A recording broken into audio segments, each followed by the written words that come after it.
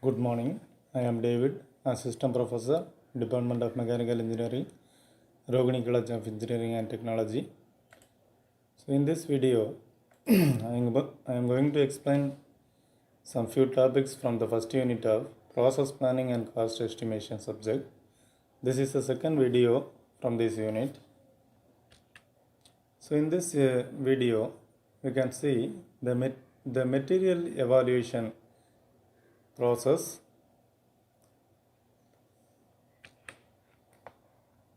First, we can see what is material evaluation.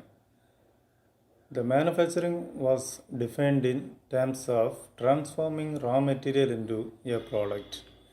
The selection of a specific material for a particular part or product is an important part of the design and manufacturing cycle. It is the responsibility of the design function not only to design a product that meets the specified need, but also to select the correct material for the part or product. However, once specified, the specification of the specific material ultimately limits the manufacturing processes that can be used. The aims and objectives of material evaluation are to identify and describe the common materials used for manufacture, to identify and describe the main properties of materials, to identify and describe common material selection processes, to identify and describe the common processes used for manufacture, to carry out an overall evaluation of selection of materials for manufacture in terms of processes, select suitable processes for a given part or product based on the critical processing factors identified during the drawing interpretation. This material evaluation should focus on three main areas. First one is shape or geometry considerations, then material property requirements, then manufacturing considerations. First consideration, shape or geometry consideration. First one, what is the relative size of the component? So these are the things you have to consider. That is, what is the relative size of the component? How complex the shape? Is it symmetrical at all? Are there enough dimensions to enable manufacture? Are there any dimensional tolerance outside the general tolerance requirements? How does this part made in a sub-assembly or assembly? What are the surface finish requirements? Have allowances been made for wear during service? So these type of questions must be asked while consider this term shape and geometry consideration.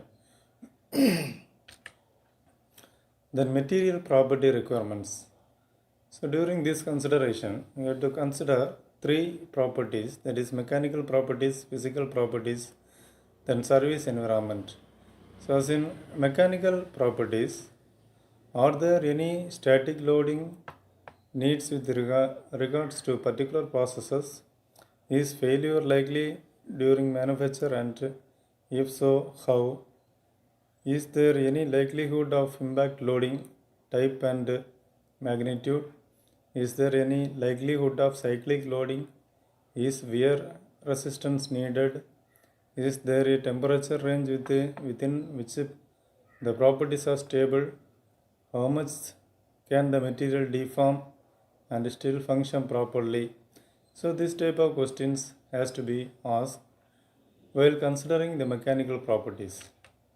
Then physical properties. Will processing affect electrical property requirements? Will processing affect magnetic property requirement? Will processing affect thermal property requirements?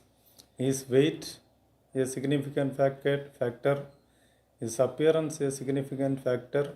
So these are the questions has to be asked while consider the physical properties. Then service requirements. What is the range of operating temperature and the range of temperature change, rate of temperature change. What is the most severe environmental anticipated with respect to corrosion and deterioration of material properties? What is the desired service lifetime to the product? What is the anticipated maintenance for this component? What is the potential liability of the product should fail? Should the product be manufactured with the recycling in mind? So these are the questions must be asked uh, during considering service requirements. Then manufacturing consideration. A final concern is to determine the various factors that would influence the potential manufacturing processes. These include: have standard components and parts been specified wherever possible? Has the ease of manufacture of the design been considered? How many components have to be made at what rate?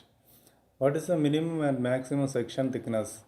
What is the desired level of quality compared to similar products on the market? What are the anticipated quality control and inspection requirements? Are there any special consideration to be made for assembly? So it is important that the evaluation of the selected material is as thorough as possible. The above factors cover all the main consideration of the process plan. Thank you, students.